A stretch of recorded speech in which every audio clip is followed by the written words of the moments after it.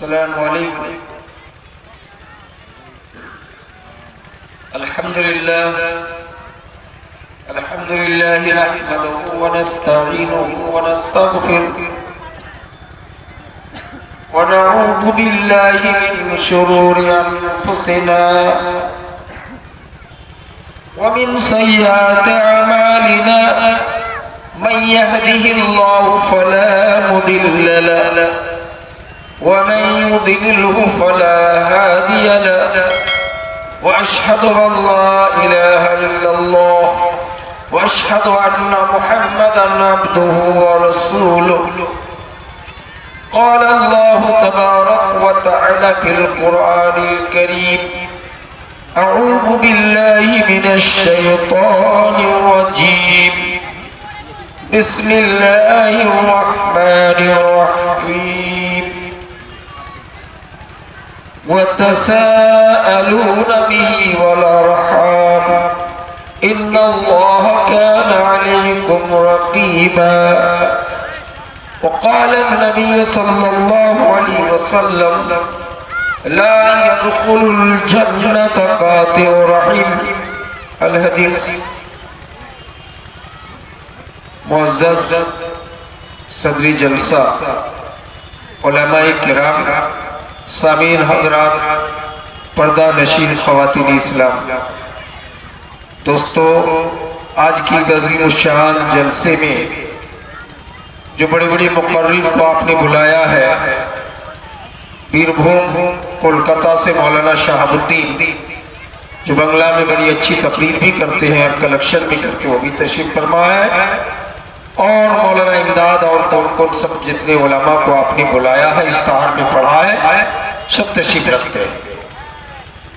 मैं आपके सामने 1-2 साल नहीं 30 साल से किताबत के मैदान में लाभा, मालतीपुर और आपका भरतपुर, भरनाथी इस एरिए में भी आना जाना है कि मैं हुकूकुल इबाद के सिलसिले में जो कुरान की आयत और हदीस रसूल पढ़ी है, उसी के मुतालिक चंद बातें बोलकर अपनी तकरीर को ख़त्म करूँ।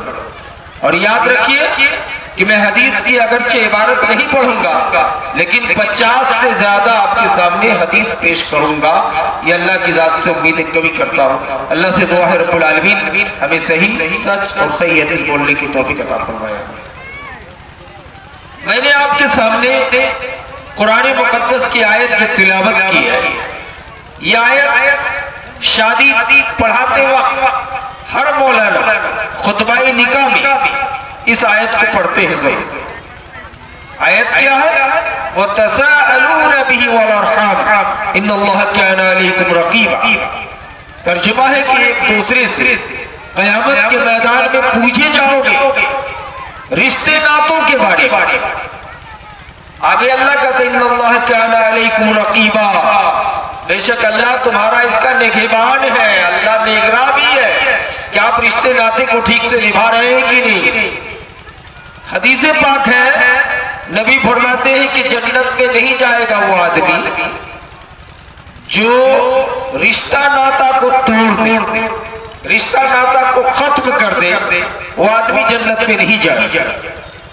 रिश्ता नाता है क्या चीज दोस्तों? रिश्ता नाता हम सभी लोग समझते हैं, चाचा है, चाची है, खाला है, खालू है, भाई है, भतीजी है, यही सब रिश्ता, ससुराली रिश्ता, खानदानी रिश्ता।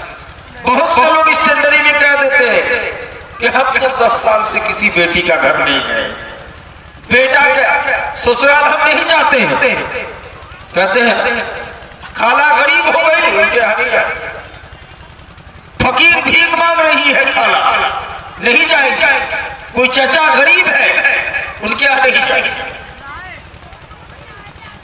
ये अच्छा है। वैसे रिश्ते नातों का सबसे ज्यादा मोहताज हमारे आपके माँ बाप हैं, ये तो पहला दर्जा है।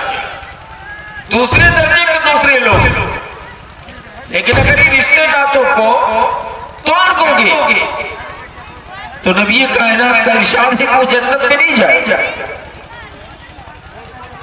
हदीस जिब्रील में नबी कायनात सल्लल्लाहु अलैहि वसल्लम से जिब्रील अमीन ने पूछा कि नबी अखबिरनी अन अमारतिहा, हमें क़यामत की निशानियों के बारे में बताइए। तो नबी ने पहले बताया कि अन तलिदल अमतु रब्बतहा, क़यामत की निशानी आपने बताई कि लोंडी आका को जनेगी। लोंडी किसको जनेगी? आका का एक मतलब है, लेकिन ये सबसे वाज़ेह मतलब। लोंडी आका को जनेगी मतलब क्या है? माँ घर में लोंडी की तरह, नौकरानी की तरह काम करेगी, मॉडर्न दोहरावेगा, और बहू बेटियां ये बैठकर खाएगी, मालूम होगा कि ये घर की कोई नौकरानी है, हालांकि वो सेठ साहब की माँ है। लेकिन हमारा आप कहेंगे नहीं, हम लोग तो ऐसा करते नहीं है। बहू को, बेटियों को, भाभी को, बहन को काम कराते हैं, माँ को काम करने नहीं देते। ऐसा नहीं हो पाता। नौजवान भी पढ़ के आ गए हैं मदरसे से, मौलाना, इंजीनियर साहब है, MBBS डॉक्टर बन के आ गए हैं, लेकिन बाप जाहिल आदमी है। यही भरतपुर के रहने वाले हैं। बाप सर पे घास का बोझा लाकर कुट्टी काट करके गाय और भैंस को खिला रहे हैं, लेकिन बेटा मदद नहीं कर रहे। क्यों? कहा हम तो मौलाना है, बनारस से पढ़ के आए हैं। बेटा इंजीनियर है, कहा कि हम इतने बड़े आदमी अभी थोड़े घास काट सकते हैं, या घास काट के नहीं ला सकते तो कुट्टी काट के हम कैसे खिलाए? नहीं, ईमान का तकाजा तो ये था कि इंजीनियर अपनी जगह है, मौलाना अपनी जगह है, बड़े आदमी अपनी जगह है, लेकिन हमको चाहिए था कि बाप के हाथ से घास काटने वाला हंसुआ लेकर खुद काटने के लिए बैठ जाना चाहिए। क्यों? नबी ने क़यामत की पहली निशानी बताई जिब्रील अमीन के पूछने पर, क्या तलिदल अमतु रब्बतहा, लोंडी अपने आका को जनेगी, यानी कुर्बे क़यामत में बाप नौकर चाकर की तरह काम करेगा, माँ नौकरानी की तरह काम करेगी, बेटा बहू लगेगा घर का कोई सेठ। क़यामत की निशानी बताई। चचा गरीब हो गए, भीख मांगने लगे, हम लोग उसको गछने के लिए तैयार नहीं। कहा मौलाना साहब आप तो बड़े सेठ हो गए, इंजीनियर साहब, आपका घर तो 10 करोड़ का है। अच्छा, ये जो भीख मांगते हुए आ रहा सुनते हैं आपका चचा लगता है ना? सब गलत बोलता है, हालांकि लगता है रिश्ते में चचा, लेकिन सोचा कि हमारी तौहीन हो जाएगी, है कि नहीं? अरे तौहीन की बात है। एक अच्छे मदनी आलिम दीन ने अपने बाप ही को कह दिया था मेरा लोग, पता है, सुने हैं ना? अच्छे आलिम दीन है, वो भी काला है, लेकिन मदीने में पढ़ लिख करके थोड़ा चिकनाहट आ गई है। टोपी लगा के दरभंगा सलफिया में बैठे हैं बड़े लोगों के साथ। अब बाप है चंपारण के रहने वाले, हमारे यहाँ के देहाती आदमी लुंगी पहनते और चंपारण के देहाती आदमी धोती पहनते। काला कलोट संताल की तरह आके खड़ा हो गया। सलाम अलैकुम। डॉक्टर सैयद अब्दुल हफीज रहमतुल्लाह अलैह दरभंगा के सेक्रेटरी थे, MBBS डॉक्टर भी थे, मौलाना भी थे। तो पूछने लगे आदमी कौन है? मदनी साहब सोच रहे कि इतने बड़े लोगों के सामने अगर कहूं कि मेरे वालिद है तो शायद तौहीन हो जाएगी मेरा नौज़ुबिल्लाह। हालांकि तौहीन नहीं होती, उसने तौहीन समझा। कितना काला कलोट आदमी, मुंह में चेचक का दाग है, धोती पहना हुआ है, कैसे मैं अपना बाप? तो मेरा बाप तो जाहिल आदमी है, अंग्रेजी नहीं जानते। तो डॉक्टर साहब को कहा कि माय सर्वेंट, बूढ़ा, उनके वालिद मोहतरम बूढ़े आदमी सुनकर कुछ देर खड़े रहे, देखा रिस्पॉन्स नहीं दिया, तवज्जो नहीं दिया, तो गेट पे चले गए। बच्चे जो पढ़ के आने जाने वाले थे उनसे पूछा कि बुआ ये वहां की जुबान है मिथिला, माय सर्वेंट माना कथी है? माय सर्वेंट का माना, तो बच्चे ने बताया मेरा नौकर। तो रोने लगे, रोते हुए दोबारा दरभंगा स्टेशन पे ट्रेन पकड़ के चंपारण चले गए। घर में जाकर खाना भी नहीं खा रहे थे, रो रहे थे। बीवी बोल रही थी कि बेटा को देखने के लिए गए, पोता पोती को देखने के लिए गए, मदनी साहब का भीतर हाईफाई है, क्या हाल है? और रोने लगा। कहा क्यों रो रहे हो? कहा कि तुम्हें पता नहीं, जिस बेटे को पढ़ाने के लिए, जिस बेटे को तालीम देने के लिए मैंने जिंदगी भर मजदूरी करके खून पसीने से बेटा को मौलाना बना दिया, आज बेटा को आलिम दीन बना दिया, बेटा को मैंने मदनी बना दिया, लेकिन हाय उस बेटे ने भरी महफिल में मुझको बाप बचने से इनकार कर दिया, मुझको अंग्रेजी में माय सर्वेंट, मेरा नौकर कह दिया, और ज्यादा रोते हुए बोले कि इस बेटा को स्टेशन छोड़ने के लिए रात में सुबह 4 बजे कोई सवारी नहीं मिलती, बेटा को मैं खाली हाथ में आगे आगे चलवाता था, और बेटी की अटैची, बेटी की बक्सा को मैं बाप होकर अपने सर में लाद कर ढोके स्टेशन पहुंचाने का काम किया। आज बेटा ने भरी महफिल में मुझको बाप मानने से इनकार कर दिया, मदीने से पढ़कर आज मुझको माय सर्वेंट मेरा नौकर कह दिया। दोस्तों, नबी कायनात की हदीस कि रिश्ते नाते को तोड़ने वाला जन्नत में नहीं जाएगा। आज हम रिश्ते नाते को बचने के लिए तैयार हैं, और एक हदीस है कि क़यामत की निशानी है कि अमीरों से रिश्ता जोड़ा जाएगा, गरीबों से रिश्ता तोड़ा जाएगा। कोई लंगड़ा हो गया, 2 आंख का, नाबीना है, काना है, पूछेगा ये कौन है? अपना रिश्ता है, लेकिन कहेगा तौहीद हो जाएगी। हुजूर का फरमान है कि गरीबों से रिश्ता तोड़ा जाएगा, अमीरों से रिश्ता जोड़ा जाएगा। जब पूछेगा भरतपुर का फलाना नेता, फलाना डॉक्टर, फलाना मदनी बड़े मौलाना आपका कौन है? कहा हमारा रिलेशन, लेकिन गरीब है, भीख मांगने वाला है, उसको गछने के लिए तैयार। अल्लाह कहता है मैं सबको बराबर करता, सबको खूबसूरत बना देता, किसी को लंगड़ा लूला काना नहीं बनाता, सबको अरबपति बनाता। शिया हजरात का एक चैनल चलता है, वो अल्लाह की शिकायत करता है, नौजुबिल्लाह, कहता है कि अल्लाह ना इंसाफ है, अल्लाह इंसाफ करने वाला नहीं है। कहा क्यों? आगे देखिए, एक आदमी का 10 मंजिला मकान है, बगल में एक आदमी को खपड़ेल मुयस्सर नहीं है, अल्लाह की गलती नहीं? नौजुबिल्लाह वो कहता है, अल्लाह कहता गलती नहीं, मैं चाहता तो सबको अच्छा बना देता, लेकिन मैंने एग्जाम लेने के लिए ऐसा किया है। सूरह मुल्क में अल्लाह ने कहा अल्लज़ी खलक़ल मौता वल हयाता लियब्लुवकुम अय्युकुम अहसनु अमला, अमल देखने के लिए कि तुम्हें गरीब बनाया हो, एहसास कमतरी का शिकार तो नहीं हो। अल्लाह कहता मैं चाहता तो सबको मालदार बना, मैं चाहता तो सबको सुंदर बना देता, लेकिन ये खूबसूरत बना के देखता हूं कि तुम दज्जाल तो नहीं बन रहे हो, घमंड तो नहीं कर रहे हो, किब्र में मुब्तला तो नहीं हो रहे हो, इसलिए मैंने ऐसा किया। याद रखिए, रिश्ते नातों को खत्म नहीं कीजिए। माँ बाप का रिश्ता हो, खाला या घर का कोई रिश्ता हो, उसको खत्म नहीं कीजिए। नबी ने और एक हदीस में फरमाया कि क़ुर्ब क़यामत में अपने रिश्तेदारों से नाता तोड़ा जाएगा, अब दोस्तों से गैरों से रिश्ता जोड़ा जाएगा। आज हो रहा है, शादी में दावत लेकर बुलाए हैं बाहर से दोस्तों को, कहा ये कौन लोग है? का दोस्त साहब आप लोग, कहते आपके चचा को नहीं देख रहे, कहा उनकी खोपड़ी थोड़ी उल्टी है, 3 साल से चचा से बातचीत नहीं। क्यों बातचीत नहीं है? कितनों बड़ी गलती कर दी हो, इसके बावजूद आपको माफी मांग के चचा को साथ में लाना चाहिए था। क्यों? 3 दिन से ज्यादा मोमिन का तकाजा ही नहीं कि आप बात बंद कर सकते हैं।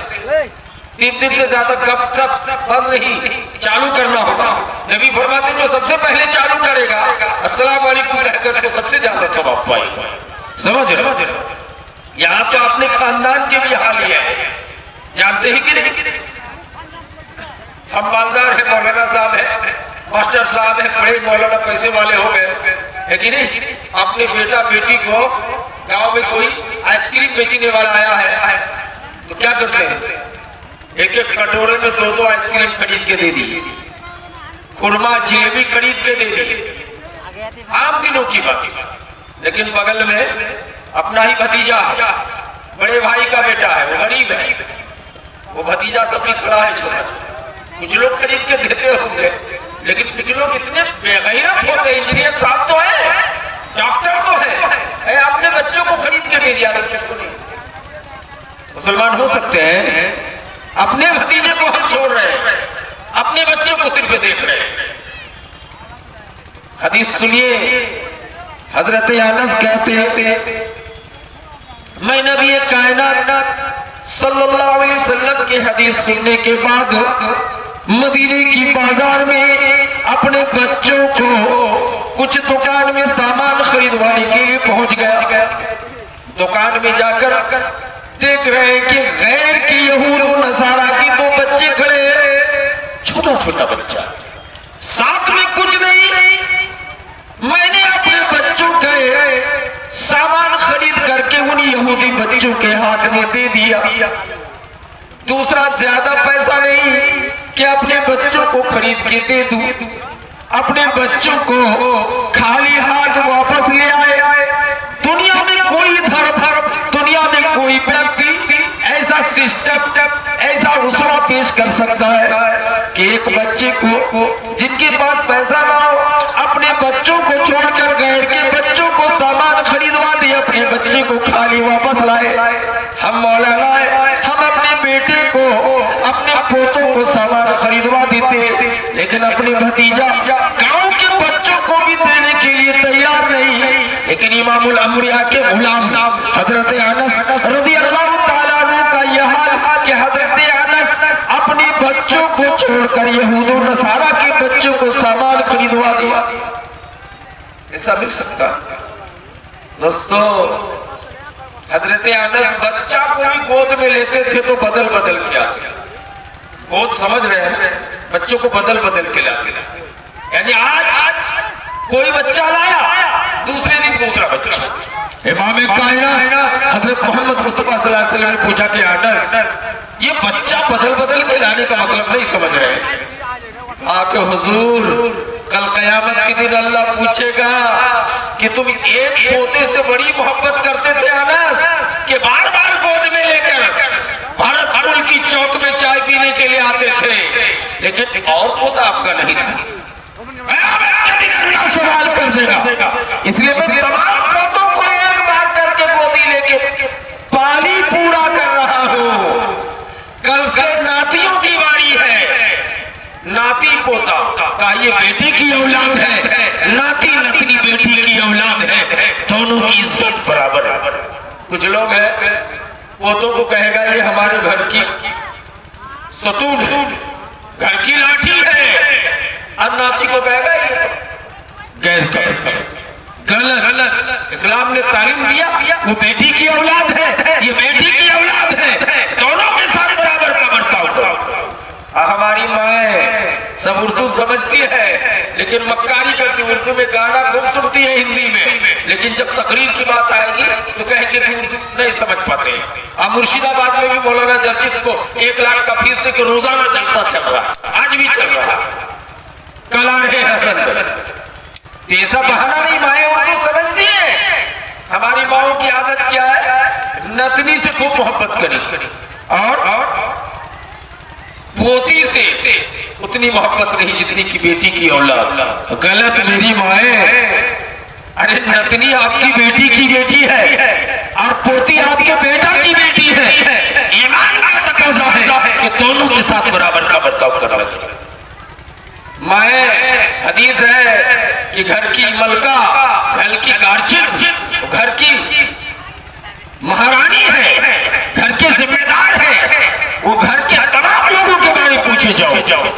बहुत से घर है, बहुत लंबा परिवार है, 1 किलो मछली खरीद के ले आया, खाएगा कौन? छोटा बेटा, फलाना बहू, फलाना बेटी। बाद में बहुओं को 3 बजे दोपहर का खाना मिलेगा, साग भात भी मिलना अक्सर। मेरी माए गलत है। मैंने शेखो सैयद में 10 साल पढ़ाया है और 30 साल तक खिताबत के मैदान में हूँ मैं। मुझे अंदाजा है शेखो सैयद में कटोरी खरीद के लगा दिया जाता है। बड़े बड़े घराने में भात के बारे नहीं, पुलाव के बारे नहीं, लेकिन गोश्त मछली की कटोरा लगा दिया जाता है। बेटा बेटी पोती कोई मेहमान आया तो उसका कटोरिया और धो के बढ़ा दिया और उसी वक्त डाल देगा और ले जाएंगे बराबर करने के लिए। मेरी माँ गोश्त बनाई है, पूरी बनाई है, पीठा बनाया, उसको जानते हैं जिस बहू से बड़ी मोहब्बत है, छोटा बेटा की बीवी, इंजीनियर की बेटी आई है, बड़े मौलाना की बेटी है, खूब दान और खैरात ले आई है, पलंग से लेकर के फ्रीज से लेकर के कुछ बहुत कुछ ले आई है।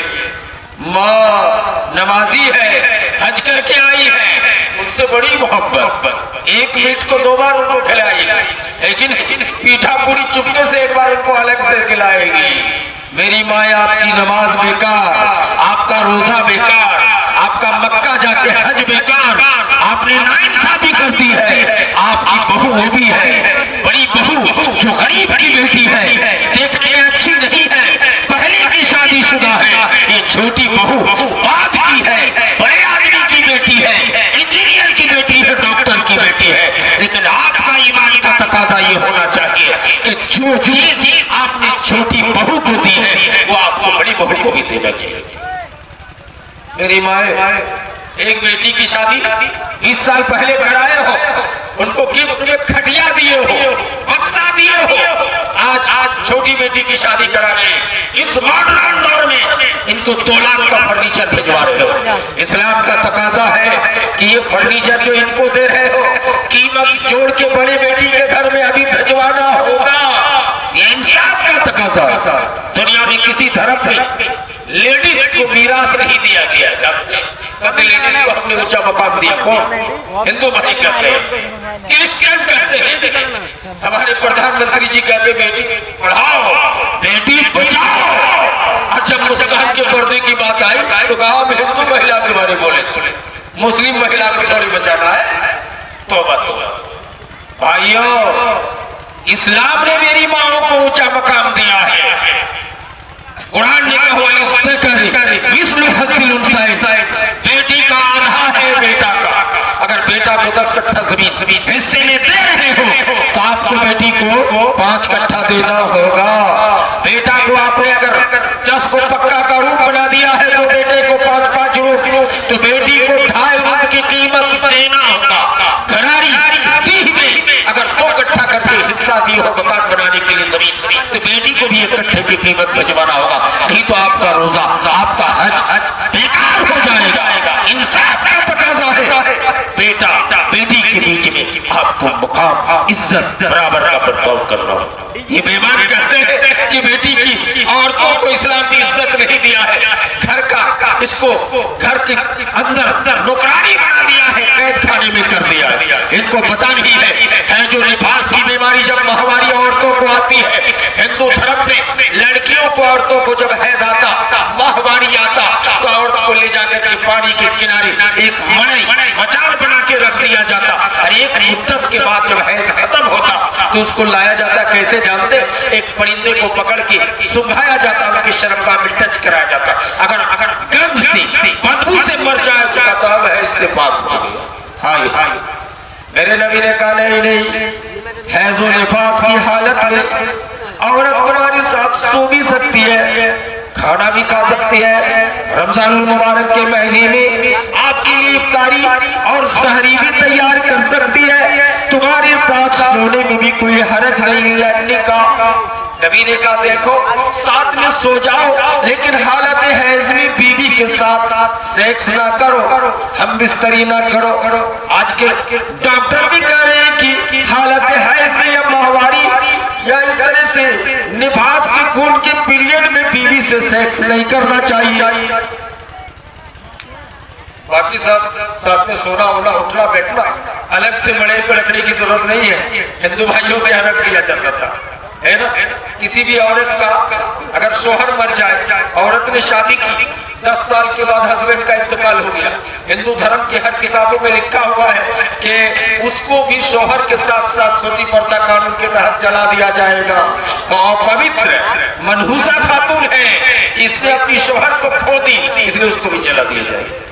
जब श्रीमती इंदिरा गांधी भारत के प्रधानमंत्री का शोहर का इंतकाल हो गया, तो इंदिरा गांधी को भी वेदों, कुरान, महाभारत के कानून के हिसाब से इनको भी जलाने की बात आई थी, सती प्रथा के कानून के तहत। श्रीमती इंदिरा गांधी भारत भाग कर आई और सबसे पहला लेक्चर दिल्ली के अंदर दी और कहा कि मैं उत्तम धर्म मजहबी इस्लाम को मानता हूँ। इस्लाम ने ये पावर दिया है कि किसी औरत का शौहर अगर मर जाए, हस्बैंड का इंतकाल हो जाए, तो दूसरी शादी वो कर सकती है शोक व्यक्त के बाद, इद्दत गुजरने के बाद। ये इस्लाम ने इतना ऊंचा मकाम औरतों को दिया। मेरे भाइयों दोस्तों, औरतों को जिंदा गाड़ने वाला यही हिंदू भाई लोग थे, जिसके बारे कुरान में कहा हुआ है मैदान में पूछा जाएगा कि किस जुर्म से तुमने इस लड़की को जिंदा मार दिया। कहेंगे मौलाना कोई दलील कि हिंदू लोग मार देते थे लड़कियों को, आज उल्टे चोर कुतवाल को डांटे बेटी पढ़ाने, और बेटी पढ़ाने चले बेटियों को तो तहस कर दिया है। मेरी माएं, जो हिंदू तहजीब और मगरबी तहजीब जिसको पसंद है वो सुन ले कान खोलकर, तुम्हें जिंदा रहने का हक भी नहीं दिया था उनकी तरफ ने, इस्लाम ने ऊंचा मकाम दिया है। इमाम कायनात ने फरमाया कि जिसने 3 बेटी को पाला पोसा, अच्छे घराने में शादी कर दी, उस बेटी के बाप के लिए जन्नत वाजिब है। दुनिया में कोई किताब में ये बातें लिखी नहीं है, ये वाहिद किताब कुरान ने बता दिया और मोहम्मद ने ऐलान कर दिया कि 3 बेटी की परवरिश करने वाले के बाप के लिए स्वर्ग वाजिब है, जन्नत वाजिब है। ये हदीस सुनाना था। कैस में आसिफ बैठे हैं मदीने की मस्जिद में, हजरत अबू दरदा बैठे हैं, सारा कतार रोने लगे। नबी तकरीर खत्म करने के बाद हजरत कैस बिन आसिफ के पास आ गए, कहा क्यों रोते हो, हमने क्या सुना दिया तुमको, हमने तो यही सुनाया है कि 3 बेटी के बाप को जन्नत मिलेगी, और क्या सुनाया। हजरत कैस बिन आसिफ कहने लगे, हुजूर मैं आज इस्लाम कबूल कर लिया हो, मैं मुसलमान हो गया हूँ, मैं सहाबी हो गया हूँ, क्या हाल होगा जिन बेटियों को जब मैं हिंदू था तो अपनी बेटियों को जिंदा गाड़ दिया। कहते कहते रोने लगे कि अल्लाह के रसूल, आका मैं अपनी बेटी को जिंदा गाड़ने के लिए जंगल पे ले गया था, गड्ढा खोद रहा था, खड़े खड़े जिंदा गाड़ना था, इसलिए गड्ढा में एक नहीं 2 नहीं 10 फीट नीचे तक खोद दिया। वो बच्ची मेरी खूबसूरत बेटी हमारे कपड़ों को झाड़ रही थी, कह रही थी कि अब्बा आप परेशान हो रहे हैं, आपका कपड़ा गंदा हो गया, आपकी पेशानी में पसीना आ गया, क्यों खट रहे हैं। कहते आका मेरी बेटी मेरी पेशानी से पसीना पोंछ रही थी, फिर भी मैंने उस लगते जिगर में राम नहीं किया। आका उस बेटी को मैंने जिंदा कर दिया, बेटी आबादा ये मेरी अब्बा, क्यों मुझको किस जुर्म की बुनियाद पे कत्ल करके जा रहे हो, क्यों जान के जा रही हो। मेरे भाई फिर भी रहम नहीं किया। आका हिंदू इतना ज्यादा, हिंदू परिषद और आरएसएस की तरह इतना ज्यादा गुस्सा गलबे में था कि बेटी को जिंदा गाड़ के वापस आ गया। आका आपने सुनाया है 3 बेटी के बाप के लिए जन्नत वाजिब है, कलेजा फट गया, अल्लाह मुझे माफ करेगा कि नहीं। नबी कायनात ने फरमाया क्या इस्लाम यह तो कबला, ये कैस बिन आसिफ इस्लाम से पहले की सारी गुनाहों को अल्लाह मिटा देता है। उस वक्त में हिंदू रखते हुए किया था, मुशरिक था तब किया था, अल्लाह माफ करेगा। कहने लगे अबू दरदा आप क्यों रो रहे हैं। कहने लगे आका मैं अपनी बड़ी बेटी को 15 साल की बेटी को कुएं में गिरा के पत्थर मार मार के संसार कर दिया था। बेटी चिल्ला रही थी कि अब्बा मैं आज से आपको बाप नहीं कहूंगी, आपको दामाद से नफरत है, ये अब्बा मुझको कुएं से उठा दो, मैं कोई दूसरी दुनिया में जाके भीख मांग कर खाऊंगी, मैं नहीं बताऊंगी कि मेरा बाप अबू दरदा है, मुझे जिंदा छोड़ दो। हजरत अबू दरदा कहते हैं अल्लाह के रसूल मैं मुशरिक था, उस वक्त बुत के पुजारी था, इतना ज्यादा कठोर और इतना ज्यादा कसावत कल्बी का शिकार था कि अपनी जिंदा बेटी को कुएं में पत्थर मार मार के संसार कर दिया। ये चले हैं बेटी को इंसाफ दिलाने के लिए, मुस्लिम पर एतराज कर रहे हैं कि लोगों ने बेटी को घर का कैदी बना दिया है, गुलाम बना दिया है। दोस्तों बेटी बचाओ और पढ़ाओ का नारा हजरत मोहम्मद मुस्तफा सल्लल्लाहु अलैहि वसल्लम ने दिया। दोस्तों ये दौलत कोई चीज नहीं है। एक हदीस सुना दूंगा, जालिम जाबिर बादशाह कब मुसल्लत किया जाएगा। नबी ने हदीस में 3 नुक्ता बताया। नंबर 1 आपने फरमाया जब नाप तोल में कमी की जाएगी उस कौम पर जालिम जाबिर बादशाह मुसल्लत के। नाप तोल में कमी समझ कोई मकई लेके आया किलो में बढ़ा के रखे हैं, 1 किलो 100 ग्राम ले लिया, लेकिन आपको चीनी बदल करके देना है, 1 किलो से कम दे रहे हैं। कस्सी का मीट बेच रहे हैं, बुच्चर का कारोबार कर रहे हैं। हमने गोश्त को धोने के बहाने से पानी मिला दिया ताकि 100 ग्राम गोश्त कम जाए। कुरान की एक सूरा है वो कमी करने वालों के लिए। आज कमी किया जाएगा तो जालिम जाबिर बादशाह मुसल्लत होगा।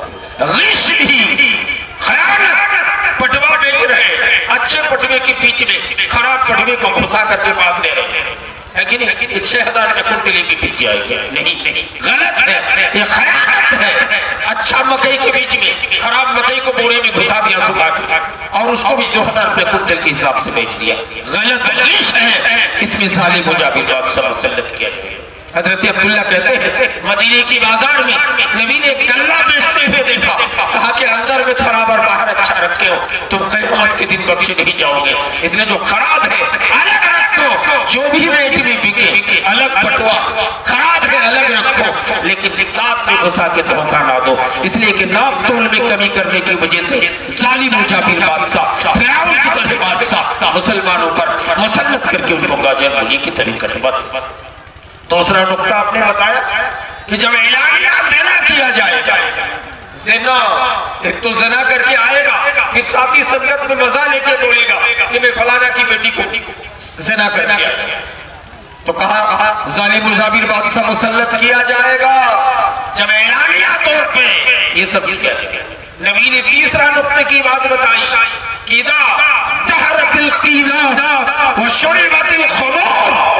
कब जालिम जाबिर बादशाह मुसल्लत किया जाएगा। तीसरा नुक्ता, जब माशरे में रंडियां जाहिर होंगी, नाचने वाली लड़कियों को लोग खूब पसंद कर गए, मोबाइल में पसंद कर रहा है, गाना सुन रहे हैं।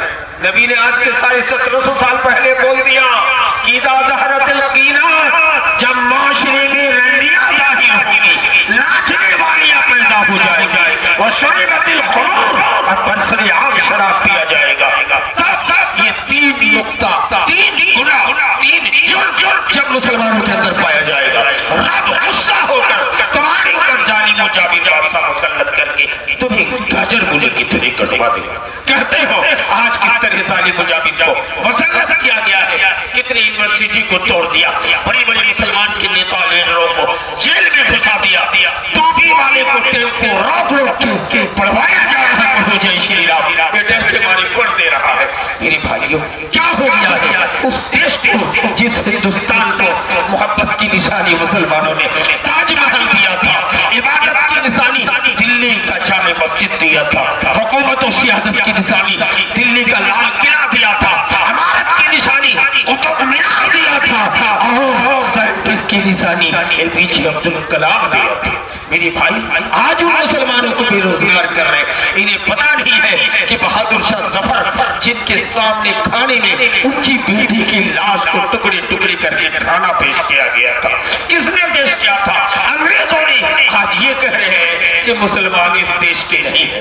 तो मेरे भाइयों मैं कह रहा था, मैं बातों से हटा नहीं हूं कि हुकूकुल इबाद का मामला है और उस मामले में जर्रा बराबर हमें आपको कोताही नहीं करनी है। नबी कायनात सल्लल्लाहु अलैहि वसल्लम ने फरमाया कि कुर्बे क़यामत में आप क्या देखोगे? वइन तरल हुफात अल उरात अल अल्लता रियाशायत तअलूना बिल बुनियान। कुर्बे क़यामत में किनको देखोगे? नबी फरमाते जिनको कल तक चप्पल मयस्सर नहीं था, अच्छा वो खूब कीमती चप्पल पहनेगा, और जो कल तक जिनको अच्छा कपड़ा मयस्सर नहीं था बहुत कीमती कपड़ा पहनेगा, जिनको कल तक बेहतरीन इमारत नहीं था वो आलीशान इमारत बना लेगा, जिनको कल तक कपड़ा मकान नहीं था वो 2-2 मंजिला 3-3 मंजिला मकान बना लेगा। देखिए नबी का फरमान। दूसरी हदीस में बहरा आदमी, अलपुकमा गुंगा आदमी, तीसरे हदीस में गर्दन टेढ़ा आदमी, और एक हदीस में है कि जिनका एक आंख छोटी बड़ी हो। ये क्या होगा? नबी 1750 साल पहले बोल दिए कि ये लोग अरबपति हो जाएंगे, इतना बड़ा पैसा वाला हो जाएगा। नबी फरमाते यततअलूना फिल बुनियान, बिल्डिंग बना के घमंड करेगा, है दौलत मेरे तरह से, तब क़यामत का इंतजार करना। नबी ने फरमाया कुर्बे क़यामत में इतनी हैट कहते हैं ना कि हाइब्रिड का सब सामान आ गया। ये नबी की पेशीन वही है। 1750 साल पहले नबी ने कहा एक एक बेदाना इतना बड़ा होगा कि बेदाना तोड़ के दाना निकाल के खा लेगा, उसकी खपड़ी में खूंटी लगा के एक रूम बन जाएगा। अरे क्या देख रहे कहते मौलाना, पपीता मीठा नहीं है लेकिन बहुत बड़ा बड़ा है, 4 किलो का है। खरबूजा मीठा नहीं है, 2.5 किलो का। बैगन बहुत बड़ा बड़ा आ गया। क्या बात है, आका ने कहा एक कट्ठे में 10 मन की मकई और धान की बात कर दो। एक कट्ठा में कयामत के करीब 40 मन गन्ना का उपज करेगा रब्बुल आलमीन। इतना बड़ा बड़ा लौकी कद्दू और बैगन तैयार करेगा रब्बुल आलमीन। कहता है ऐसा बीज ऐसा ज्ञानी महाराती को तैयार करेंगे कि हाइब्रिड देखे क्या हो, बड़े बड़े फल को देखोगे जो कभी नहीं देखे। ये कयामत की निशानी है। मेरे भाइयों दोस्तों, मैं आपको ये कहना चाहता हूँ कि हुकूकुल इबाद के मामले में अपने माशरे में औलाद के बीच में बराबर का इंसाफ करना। मैं कह रहा था कि हजरत अनस बच्चा भी गोद में लेके आते तो उसने भी बराबरी का काम किया था। यहूदी के बच्चे को सामान खरीद के दे दिया। मेरे भाई, इस हदीस से इबरत पकड़ लो, सुन्नत को थाम लो। आज से हम अहद करेंगे कि भरत कुल के अंदर या आसपास की जितनी बस्ती है, आल बैदा है, भरनाती है, वगैरह वगैरह जितनी बस्ती, अहद कर लो कि हम अपने बेटे को आइसक्रीम 5 रुपये का खरीदवाने के लिए गए, खुरमा खरीदवाने के लिए गए। एक गैर का बच्चा खड़ा है, छोटा बच्चा है, मासूम है, उनके पास पैसे भी नहीं है, उनकी कटोरी में गेहूं मकई चावल भी नहीं है। आपका ईमानी तकाजा है कि उस बच्चे के हाथ में बीड़ी में एक आइसक्रीम खरीद के दे दो, तभी हजरत अनस की सुन्नत अदा हो जाएगा। दोस्तों, हमने इंसाफ नहीं किया, माशरे को कहाँ रखा है। मेरे दोस्तों बुजुर्गों, आप कोशिश करें। इमाम कायनात ने फरमाया यदखुल जन्नत कातिउ रहम, रिश्ता नाता तोड़ने वाला जन्नत में नहीं जाएगा। अगर कोई खाला गरीब है, कोई चाची गरीब है, कोई चचा गरीब है, कोई चचेरा भाई गरीब है, कोई मामूजाद बेटा गरीब है, बीमार है, आप मालदार है, ईमान का तकाजा है कि उनकी दावत में जाया करो, उनकी मदद किया करो, उनको देखा करो। ये हाजी, ये मौलाना कहते मैं 10 साल बेटी का घर नहीं गया हूँ। इमाम कायनात हर हफ्ता हजरत फातिमा रज़ी अल्लाह ताला अन्हा अपनी बेटी के घर आया करते थे। इमामुल अंबिया, जो फरिश्तों से अफजल, चांद से भी उत्तम, सूरज से भी उत्तम, सारी दुनिया की चीजों से उत्तम मोहम्मद मुस्तफा सल्लल्लाहु अलैहि वसल्लम अपनी बेटी की खिदमत में आते हैं। हर हफ्ता हजरत फातिमा से मुलाकात करते हैं। हाय नबी कायनात के पास एक पागल आ जाता है कि मोहम्मद आपसे कुछ बात करनी है। इमाम कायनात किनारे में पागल के साथ बात करने के लिए खड़ा हो जाता है। इमाम कायनात गुजर रहे, छोटे छोटे बच्चों को देखकर कहते हैं अस्सलाम वालेकुम। छोटे बच्चों से भी मजाक किया करते थे। हजरत उमैर को देखकर नबी कहते थे या उमैर मा फालन मुगैर, ए उमैर तुम्हारा फलाना फलाना गुड़िया क्या हो गया। नबी कायनात बच्चों के साथ भी हमदर्दी, रहमदिली और बराबरी का बर्ताव करते। इमाम कायनात ने फरमाया वो हमारी उम्मत में से नहीं है जो बड़ों की ताज़ीम ना करे और बड़ों को बेरहमी कहा है जो आदमी छोटे बच्चों पर रहम न करे। पता ये चला हम बड़े मौलाना है, बड़े सेठ है, एक गांव का जाहिल बुजुर्ग आदमी आकर खड़ा हो गया।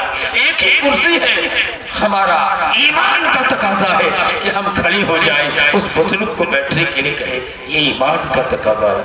हजरत बिलाल गुलाम खानदान का है, मुआसिर रसूल है। हजरत बिलाल आए, हजरत उमर फारूक कुर्सी में बैठे हैं, देश का प्रधानमंत्री है, खलीफतुल मुस्लिमीन है। हजरत उमर बिलाल को देखकर कुर्सी छोड़ के खड़े हो गए।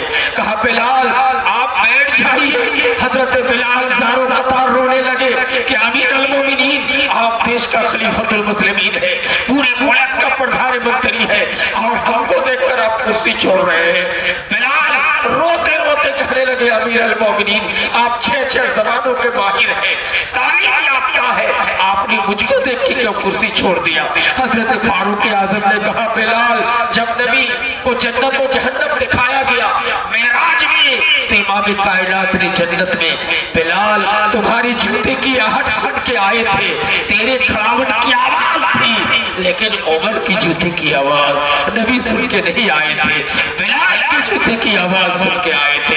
ए बिलाल, मैं तुमको कुर्सी छोड़कर दुनिया में जात बिरादरी ऊंच नीच की भेदभाव को मैं मिट मिलिया मिट कर देता हूँ, बर्बाद कर देता हूँ।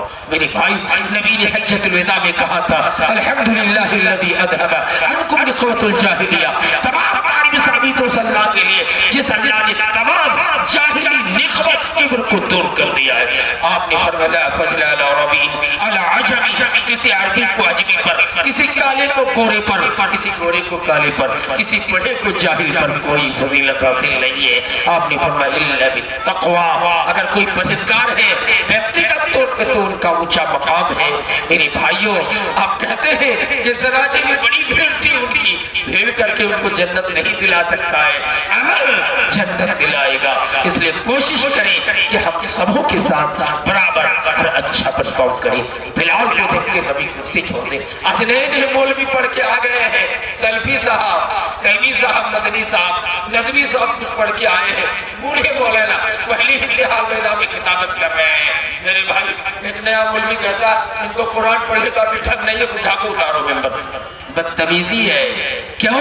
मैं जानता हूँ पहले जमाने का पढ़ा लिखा है, मुमकिन है कि तजवीद अच्छी ना हो, मुमकिन है कि जानकारी कम हो, जरो तादील का इल्म ना हो, लेकिन आप तौहीद ना करें, उनकी इज्जत करें। उनका उम्र का तकाजा है कि उनके साथ अच्छा बर्ताव किया जाए, और उनको भी चाहिए कि अपने छोटे बच्चों कम उम्रों के साथ रहम करें। उनको कहना चाहिए कि मैं बूढ़े हो गया, तुम लोग नया पढ़ के आए हो, नमाज पढ़ा दो, जुमे का खुतबा पढ़ा दो, इज्जत करो, एक साथ एक दूसरे के साथ अच्छा बर्ताव करो। मेरे भाई, कोई जात बिरादरी की तासुब हरगिज़ ना करें। अगर हम किसी को मजाक से बोल दे कि जुल्हा है ना, ये तो कुत्ता है, हेराइन है, लालबंद है, लहरी है, बिहारी है, शेख है, सैयद है, गुजरा है, कवारी है, मंसूरी है, नालबंद, मजाक से कह दे तो शायद अल्लाह माफ करेगा, लेकिन दिल में रख के कहते हैं कि कुत्ता है, हमारा ईमान नहीं है।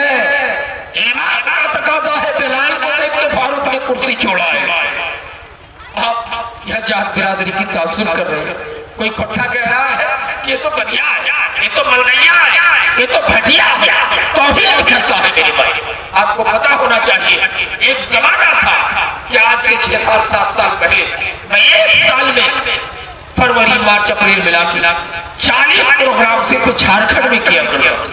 लेकिन मुझे तकलीफ हुई, मैंने जलसा करके कभी किसी से पैसा नहीं मांगा, ये नहीं कहा कि मुझे 5,000 10,000 देना पड़ेगा, मैंने कभी पेशा नहीं बनाया, ये चैलेंज के साथ कहता हूँ। लेकिन मैंने अंसारियों के जलसे को जानबूझकर छोड़ दिया। कहा क्यों? एक जगह में मानिकपुर भगैया गोड्डा जिले में तकरीर करने के बाद मेरे भाई, वो लोग 2 रोजा जलसा करते हैं, हमारे अंसारी भाई, उसमें जजिस साहब भी थे, और सिराजी भी थे, जलालुद्दीन कासमी भी थे, सब खतीबों को जमा कर दिया। करने के बाद किसी को 50,000, किसी को 10,000, किसी को 60,000 नजराना दिया। एक आदमी कह रहे कि मौलाना हमारा नाम वहां नहीं बोलते थे, अंसारी भाषा में बोले कि मर केठियार वाले मौलाना के दे दी 10,000। तो और एक आदमी कहता है अरे वो बगल के है, कम पैसा दो। नहीं, ये कैसी बात करते हैं, कम दीजिए ना, 10,000 रुपया दीजिए। एक दूसरा अंसारी बोल रहे हैं कि आज एक तकरीर थी, जर्जिस ले आएगा भलो कुर्लात मौलाना तो कहा, जर्जिस से भी आज की तकरीर मौलाना तौहीद ने बहुत अच्छी की है। और एक बूढ़े बुजुर्ग नमाजी उठ के कहता हमें बुझला हो कि तौहीद मौलाना तकरीर वो के चीने उन्हें अरे बंगाली ना है कि मोदिया ना है, को हम सुंदी नहीं कर जो भुटो गुलाम रसूल वो को घर बादिया है क्या, सबने तो भटिया है, हम तो शेखो सैयद समझे थे, लेकिन तो बदिया है कि 2,000 काफी। कसम खुदा की मैंने उस धरती पे मौलाना शमशीर के सामने कसम खा लिया कि आज के बाद मैं आपके अंसारी के जलसे में नहीं आऊंगा, नहीं आऊंगा झारखंड।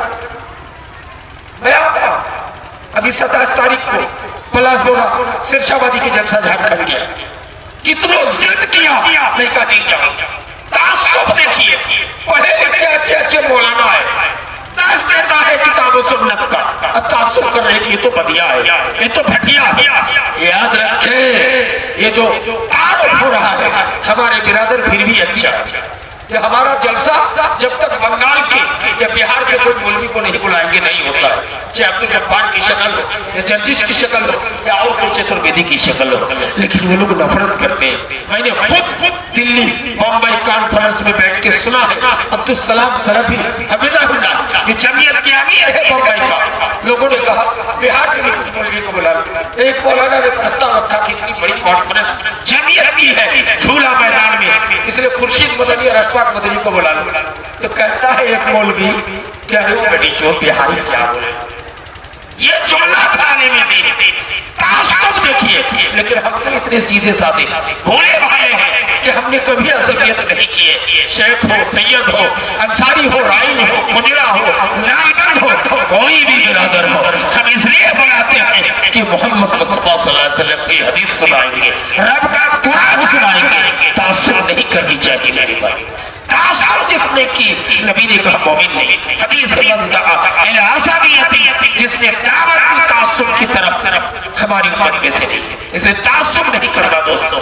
ये जुल्हा है, ये शकवा है, ये खुट्टा है, ये मलदैया है, ये भटिया है, नहीं कीजिए। आप बराबर का बर्ताव कीजिए, खानदान में, घर में, पूरी परिवार में बराबर का बर्ताव कीजिए। इंशाअल्लाह आपके घर में बरकत होगी, इलाके में बरकत होगी, गांव में बरकत होगी। याद रखिए, अल्लाह के साथ कोई जुर्म कर दोगे तो अल्लाह की मर्जी पर है। बड़े बड़े पापी को अल्लाह ने माफ किया है, तुमको भी माफ कर सकता है। आपको हदीस बुखारी की मालूम है, बनी इस्राइल का वाकया है कि एक बेसिया औरत जिंदगी भर नमाज रोजा नहीं की, बेसिया भी नहीं करती थी, रड्डी की कोठी में रहा करती थी। चल रही है, एक कुत्ता पानी पीने के लिए परेशान है, करीब है कि जान चली जाए। उस कुएं से पानी उठा के उस बेसिया औरत ने कुत्ते को पानी पिला दिया तो जन्नती हो गई। ये बुखारी की हदीस है। दूसरी बुखारी की हदीस है, बनी इस्राइल की कहानी है। जालिम आदमी है, ज़िनाकार है, 99 आदमी को कत्ल कर डाला। लास्ट में एक मौलाना से फतवा पूछा कि अल्लाह मुझको माफ करेगा कि नहीं? कहा इतने बड़े पापी को माफ करेगा। गुस्से से तलवार निकाला, मौलाना को भी टुकड़ा कर दिया। 100 गुना कैसे बड़ा मौलाना है। हजरत मूसा कलीमुल्लाह थे, जिंदा नबी, उनके पास जा रहे थे, रास्ते में मलकुल मौत आ गई, घोड़े के सवार थे, रूह कब्ज कर लिया गया। अब रूह कहाँ जाएगा? आपने हदीस कुरान में पढ़ लिया है कि जो जहन्नमी का रूह है, अल्लाह ने कुरान में को इन्नल फुज्जार लफी जहीम, फासिक फाजिर की रूहों को 7 तबक जमीन के नीचे मकाम सिज्जीन जहीम पे रखा जाएगा, और नेककारों की रूहों को व इन्नल अबरारा लफी इल्लीन, 7वें आसमान के ऊपर अल्लाह बेहतरीन बना दिल में रखता है। अब रूह ले जाने वाले फरिश्ते झगड़ने लगे, कहने लगे इनको जन्नत में ले जाए, ये तौबा की गरज से निकला। जहन्नम के फरिश्ते कहने लगे 99 आदमी का कातिल है, लास्ट में मौलाना को सबा किया है, 100 कातिल, इसको जहन्नम पे ले जाने दो।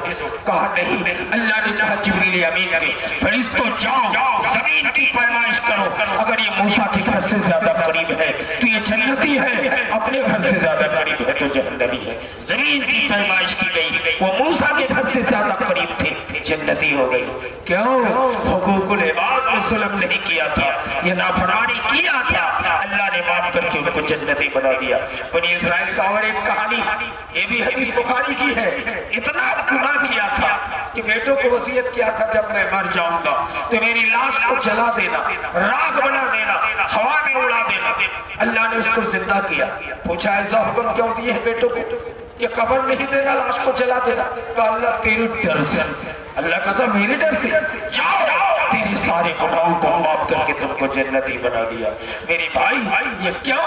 हुकूकुल इबाद के मामले में गड़बड़ नहीं किया था, हुकूकुल्लाह का मामला अल्लाह की मर्जी पर है। अल्लाह चाहे तो माफ करके बड़े बड़े पापियों को, बड़े बड़े बेगानों को जन्नत दे दे, लेकिन हुकूकुल इबाद के बारे में माफ नहीं किए जाओगे। एक हदीस सुना के अपनी बात को खत्म करूंगा। नबी फरमाते हैं क़यामत के मैदान में एक आदमी नेकियों का पहाड़ लेके आएगा, रोजे का पहाड़, ज़कात का पहाड़, हज का पहाड़ नेकी ही लेके आए। अल्लाह अर्श पे मुस्तवी होगा, क़यामत का मैदान होगा। अल्लाह बोलेगा फरिश्तों क्या देखते हो? इसको जन्नत ले जाओ। जी ही जन्नत जाने का हुक्म अल्लाह देना चाहेगा। मैदान महशर में बोली आखिरी ताता लाइन बांध के खड़े हो जाएंगे, कहेगा अल्लाह आज क़यामत का दिन है, यौमुल जज़ा है, इंसाफ का दिन है, बदला दिला दीजिए रब्बुल आलमीन। कहा क्या बात है तुम्हारा, बोलो बोलो। कहेगा अल्लाह शतमनी हादा, इसने मुझको बैठी रोटी करके गाली दिया था। अल्लाह दुनिया में इंसाफ नहीं मिला था, पैसा वाला था, मुखिया, सरपंच, विधायक, पुलिस वाले, थानेदार इनके साथ दिया था। आज इंसाफ का दिन है, कयामत का मैदान है, मुझे इंसाफ चाहिए। अल्लाह कहेगा नेकियों का एक पहाड़ इनका लेके चले जाओ।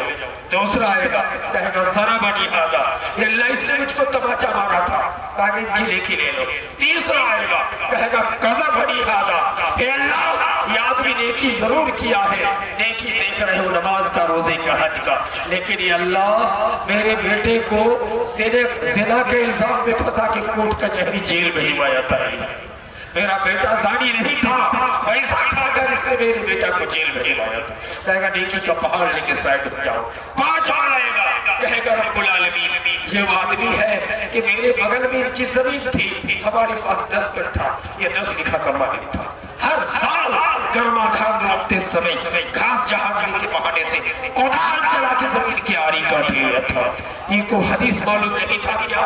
नबी फरमाते हैं कि हमने इरशाद फरमा दिया था कि मन कता मनारल अर्द, जिसने जमीन की आरी को काटा मेरी उम्मत में से नहीं है।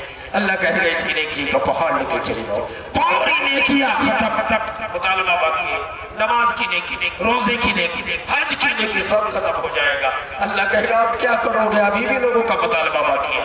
कहेगा एक काम करो, तुम लोग अपना गुनाह का पहाड़ इस पे लाद दो और उसको जहन्नम पे दाखिल किया जाए। नेकियों का पहाड़, रोजे का, हज का, तहज्जुद का, ज़कात का, आखिर में जहन्नम जा रहा है। क्यों मेरे भाई, हुकूकुल इबाद पे जुल्म कर रखा था।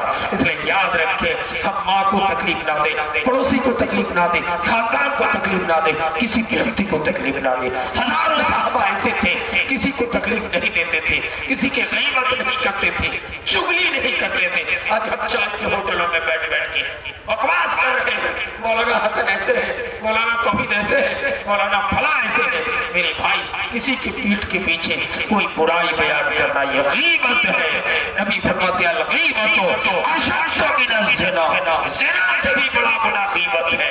अगर आपने गीबत कर ली है, ज़िना कर लिया है, गांव में ज़िना साबित हो जाए तो सब लोग लाठी लेके दौड़ोगे कि मौलवी होकर ज़िना किया है, तौबा इस पर पिटाई होनी चाहिए। लेकिन मौलवी होकर चाय की दुकानों में बैठ के हम गीबत कर रहे हैं। नबी का फरमान है गीबत अशद्दु मिनल ज़िना, ज़िना से भी बड़ा गुनाह है। हम चुगली करते हैं, एक दूसरे को लगा के दूसरे की फंसाने का काम करते हैं। हर किसी ऐसा न करे। मेरे भाइयों दोस्तों, मैं आपको बताना चाहता हूँ कि गीबत ये सबसे बड़ा गुनाह। हजारों सहाबा थे, किसी की गीबत नहीं करते। सहाबा सामने बोलते अस्सलाम वालेकुम, आपने मेरे सलाम का जवाब कर नहीं दिया था। हजरत उस्मान ने कहा कि देखिए मैं कब्रिस्तान के पास से आया था और मैं बहुत रो रहा था। क्यों? उस्मान कब्र को देख के क्यों रोते थे? कहते थे कि ये आखिरत का पहला मंजिल, कब्र में जो पास हर जगह पास, इसलिए उस्मान रोते थे। हम लोग तो दफन करने में कब्र में पास गुजरे तो क्या बोलेंगे, अस्सलाम वालेकुम में हलत कबूल, अस्सलाम वालेकुम में हलत दिया, मजाक बना रहे, मुस्कुरा रहे। गीबत भी कब्रिस्तान में भी हो रही है, हम डर नहीं रहे। उस्मान बैठ बैठ के रोते थे कि कल मुझको इसी तरह इस कब्र पे रखा जाएगा। अल्लाहु अकबर, इतने मजाकिया है। एक मास्टर अब्दुल गफूर दरभंगा के कब्रिस्तान में रोजाना मगरिब के बाद जाके कहते थे अस्सलाम वालेकुम अहलुल कबूर। बेचारा नेक आदमी, इतने बदतमीज है। जब नौजवान झाड़ी में छुपा हुआ था तो कि मास्टर अब्दुल गफूर डेली आता है, तो मास्टर अब्दुल गफूर ने कहा एक दिन अस्सलाम वालेकुम अहलुल कबूर। ये सब एक साथ मिलकर कहते वालेकुम अस्सलाम मास्टर गफूर। मास्टर गफूर की हालत खराब, कहा थे कब तुम आओगे, अब तुम्हारी बारी है। मास्टर गफूर उससे कब्रिस्तान जाना छोड़ दिया। हमने मजाक बना लिया है कब्रिस्तान को। मेरे भाइयों दोस्तों, याद रखें, हुकूकुल इबाद के मामले में अगर हम पास हैं, जनाजा रख के हमारा ऐलान करते हैं, हमारा दादा जो इंतकाल कर गए हैं, इनका कोई लेन देन बाकी हो तो मैं उनका बेटा पोता देने की तैयार हूँ। कभी ऐलान नहीं करते मेरा बेटा दारूखोर था, मेरा दादा ज़ानी था, मेरा दादा शराब पीता था, नहीं बोला जाए। क्या बोलते हैं? किसी का लेन देन बाकी हो, किसी की मुंह में तकलीफ हुई हो इनसे तो माफ कीजिएगा, इसका मतलब है ये बहुत बड़ा मामला है कि नहीं? बहुत से लोग देने के लिए तैयार नहीं। तो इसलिए कोशिश हम ये करें कि हम परिवार में किसी को तकलीफ ना दें, किसी को ठेस न पहुंचाए। हम अपने बच्चे, अपने घर, अपने खानदान के साथ इंसाफ का बर्ताव करें। थोड़ा नीच होकर, थोड़ा नीचे आकर के भी चेचाकी को मुलाकात करें। 3 दिन से ज्यादा बिला जरूरत किसी से बात को बंद ना रखें। मेरी भाइयों दोस्तों, हम अपने बच्चे, अपने घर, अपनी बेटियां, अपनी पोतियां, अपनी नाती और नतनियों के बीच में बराबर का इंसाफ करें।